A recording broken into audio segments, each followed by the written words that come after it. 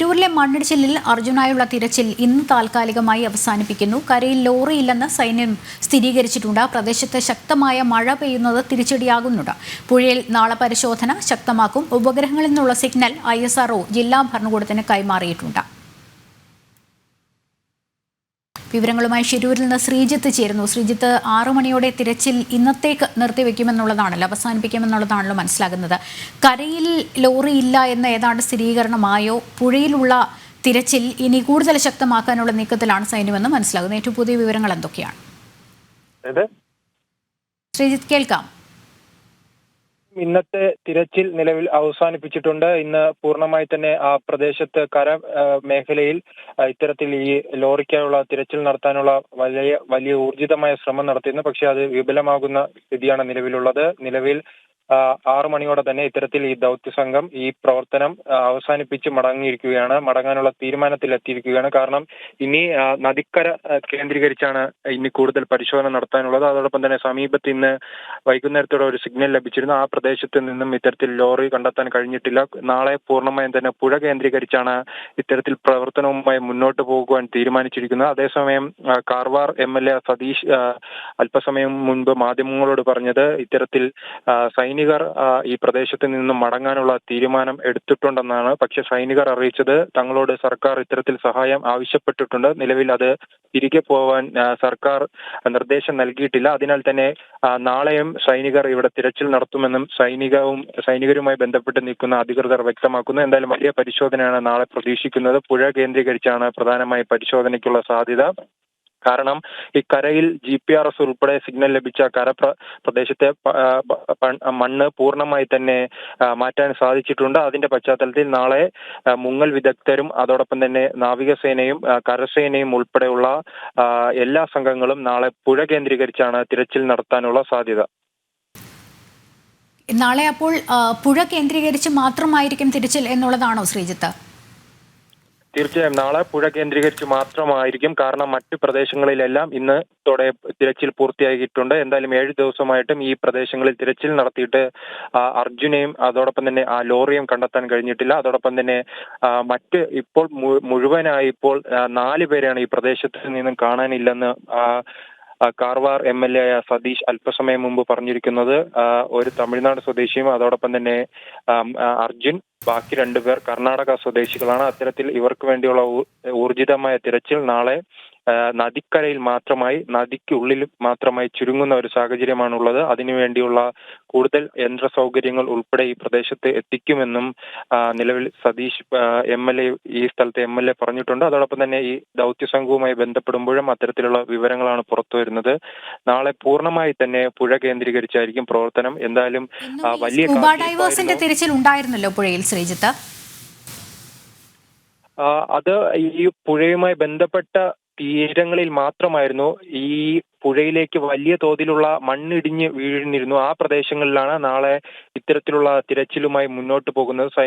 സൈന്യ ഉൾപ്പെടെയുള്ള ദൗത്യ സംഘം ഉൾപ്പെടെയുള്ളവർ നാളെ ആ പ്രദേശത്തെ മണ്ണ് മാറ്റിയുള്ള പരിശോധനയിലേക്കാണ് കടക്കുന്നത്. എന്തായാലും ഇന്ന് മുങ്ങൽ വിദഗ്ധർ ഉൾപ്പെടെയുള്ള സ്കൂബ ടീം ഉൾപ്പെടെയുള്ളവർ അവിടെ പരിശോധന നടത്തിയെങ്കിലും ആ മണ്ണ് മാറ്റുന്ന രീതിയിലേക്ക് പോയിട്ടില്ല. അവർ ഈ നദിയുടെ സമീപ പ്രദേശങ്ങളിലും അതോടൊപ്പം തന്നെ ഈ നദിയുടെ ഉള്ളിലെല്ലാം പോയി മുങ്ങി ആ പരിശോധനയാണ് നടത്തിയത്. നാളെ പൂർണ്ണമായി തന്നെ മണ്ണ് മാറ്റുന്ന ഒരു പരിശോധന രൂപപ്പെടും. കാരണം ഈ മണ്ണിടിച്ചിലിന്റെ ഫലമായി ഈ പുഴയുടെ മധ്യഭാഗത്ത് തന്നെ ഇത്തരത്തിലുള്ള വലിയ രീതിയിലുള്ള ഈ മൺകൂന രൂപപ്പെട്ടിട്ടുണ്ട്. എന്തായാലും റഡാർ ഉൾപ്പെടെയുള്ള സാങ്കേതിക വിദ്യകൾ ഇവിടെ നിന്നും മടക്കിക്കൊണ്ടു പോകുകയാണ്. ഇന്ന് പൂർണ്ണമായി തന്നെ നിലവിൽ അവസാനിച്ചിരിക്കുകയാണ്. ഇനി നാളെ ആയിരിക്കും റഡാർ ഉൾപ്പെടെയുള്ള യന്ത്ര സഹായത്തോടെയുള്ള പരിശോധന. ഇപ്പോൾ റഡാർ ഉൾപ്പെടെ സൈനികർ കൊണ്ടുവന്ന റഡാർ ഉൾപ്പെടെ ഇവിടെ നിന്ന് മടക്കിക്കൊണ്ടു പോകുകയാണ്. ഓക്കെ ശ്രീജിത്ത്, എന്ന് വെച്ചാൽ ആദ്യം തൊട്ട് തന്നെ നമുക്കറിയാമായിരുന്നു ഒരു ദ്വീപ് പോലെ രൂപപ്പെട്ടിട്ടുണ്ട് നദിയുടെ മധ്യഭാഗത്തായി. അങ്ങനെയാണെങ്കിൽ അതിനുള്ളിലേക്കൊക്കെയുള്ള തിരച്ചിൽ കൂടുതൽ ഉപകരണങ്ങൾ ആവശ്യമാണ്. ഇപ്പോൾ സ്ക്യൂബ ഡൈവേഴ്സ് ആ നദിയുടെ ആ ഒരു പരിസരം കേന്ദ്രീകരിച്ച് മാത്രമാണെങ്കിൽ ഈ ആഴത്തിലുള്ള പരിശോധന ആവശ്യമാണ്. അതിനായി കൂടുതൽ ഉപകരണങ്ങൾ നാളെ എത്തിക്കും. അങ്ങനെയാണ് മനസ്സിലാക്കേണ്ടത് അല്ലേ?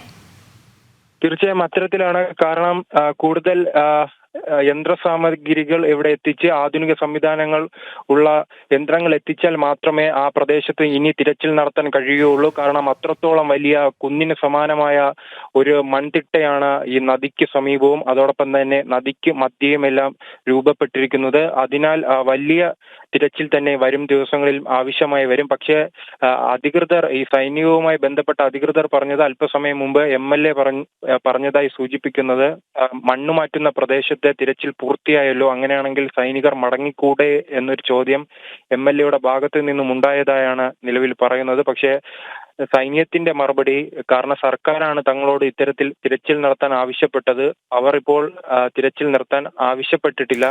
അതിനാൽ തന്നെ നാളെയും ഈ മേഖലയിൽ തിരച്ചിൽ തുടരുമെന്നാണ് സൈനികർ പറയുന്നത്. എന്തായാലും വലിയ തിരച്ചിൽ നടത്തിയാൽ മാത്രമേ ആ പ്രദേശത്ത് നിന്നും ഈ നദിയുടെ സമീപത്തും നദിയുടെ ഉള്ളിൽ ഉള്ള മണ്ണ് മാറ്റാൻ പൂർണ്ണമായി കഴിയുകയുള്ളൂ. അത്തരത്തിൽ മണ്ണ് പൂർണ്ണമായി മാറ്റിയാലേ ഈ പുഴയുടെ സമീപം അർജുന്റെ ലോറി ഉണ്ടോ എന്ന് കണ്ടെത്താൻ കഴിയൂ. അതോടൊപ്പം തന്നെ അല്പസമയത്തിനകം ആ പ്രദേശത്ത് തിരച്ചിൽ നടത്തിയ ഇസ്രയേൽ രഞ്ജിത്ത് എന്തായാലും മാധ്യമങ്ങളെ കാണുന്ന ഒരു സാഹചര്യമുണ്ട്. അപ്പോൾ ഇതിനെക്കുറിച്ചുള്ള വ്യക്തമായ ധാരണ എന്തായാലും നമുക്ക് പുറത്തറിയാൻ കഴിയും. എന്തായാലും ഇപ്പോഴും രഞ്ജിത്ത് ആ സ്ഥലത്ത് തന്നെ ഉണ്ട്. പക്ഷെ ആ സ്ഥലത്ത് ഇപ്പോൾ നിലവിൽ രക്ഷാദൗത്യം അവസാനിപ്പിച്ചിരിക്കുകയാണ്. ശ്രീജിത്ത്, ഇന്ന് മഴ പെയ്തത് ഒരു പക്ഷേ ഇതിന് കുറച്ചെങ്കിലും തടസ്സമായിരുന്നു. കാരണം ഈ കാലാവസ്ഥയെ ആശ്രയിച്ചുകൂടി ഈ തിരച്ചിൽ അങ്ങനെ മുന്നോട്ട് പോകേണ്ട ഒരു പശ്ചാത്തലമുണ്ടല്ലോ. അങ്ങനെയാണെങ്കിൽ ഈ കാലാവസ്ഥ അനുകൂലമാകുമ്പോൾ വലിയ ആശ്വാസം. ഇന്ന് മഴയുണ്ടായിരുന്നു എന്നുള്ളതാണല്ലോ. അത് തിരച്ചിലിന് ഏതെങ്കിലും രീതിയിൽ ഇത് പ്രതിസന്ധി സൃഷ്ടിച്ചോ? തീർച്ചയായും ഇന്ന് പ്രധാനമായി 2 വെല്ലുവിളികളാണ് ഉണ്ടായിരുന്നത്. ഒന്ന് ഇത്തരത്തിൽ മഴയായിരുന്നു. രണ്ടാമത്തെ വെല്ലുവിളി ഈ ജില്ലാ ഭരണകൂടത്തിന്റെയും പോലീസിന്റെയും ഭാഗത്തു നിന്നും ഉണ്ടായതാണ്. കാരണം കേരളത്തിൽ നിന്നും, പ്രത്യേകിച്ച് കേരളത്തിന്റെ വിവിധ പ്രദേശങ്ങളിൽ നിന്നും ഇന്നലെയും അതിനു മുമ്പുള്ള ദിവസവുമെല്ലാം വലിയ തോതിൽ യുവാക്കൾ ഈ പ്രദേശത്തെത്തി സ്വന്തമായി തന്നെ, സ്വമേധയാ തന്നെ ഇത്തരത്തിലുള്ള രക്ഷാപ്രവർത്തനം നടത്തുന്ന ഒരു രീതി ഉണ്ടായിരുന്നു. പക്ഷേ ഇന്ന് രാവിലെ തന്നെ അത്തരത്തിലുള്ള രക്ഷാപ്രവർത്തനവുമായി എത്തിയ യുവാക്കളെ തിരിച്ചു പറഞ്ഞു വിടുന്ന ഒരു സാഹചര്യം ഉണ്ടായിരുന്നു. അവരെ അവിടെ നിന്നും പൂർണ്ണമായി മാറ്റുന്ന ഒരു സാഹചര്യം ഉണ്ടായിരുന്നു. അത് വലിയ രക്ഷാപ്രവർത്തനത്തെ വലിയ രീതിയിൽ തന്നെ ബാധിച്ചു. അതോടൊപ്പം തന്നെ രാവിലെ മുതൽ തന്നെ ശക്തമായ മഴയുണ്ടായിരുന്നു. കാരണം പൂർണ്ണമായി തന്നെ ഈ മേഖലയിൽ നിലവിൽ ഒരാഴ്ചയെ നിലവിൽ വലിയ തോതിൽ മഴയാണ്. ഇപ്പോൾ പോലും മഴ ഈ പ്രദേശങ്ങളിൽ ലഭിക്കുകയാണ്. അത്തരത്തിൽ മഴ വലിയ വെല്ലുവിളിയായി മാറിയിട്ടുണ്ട്.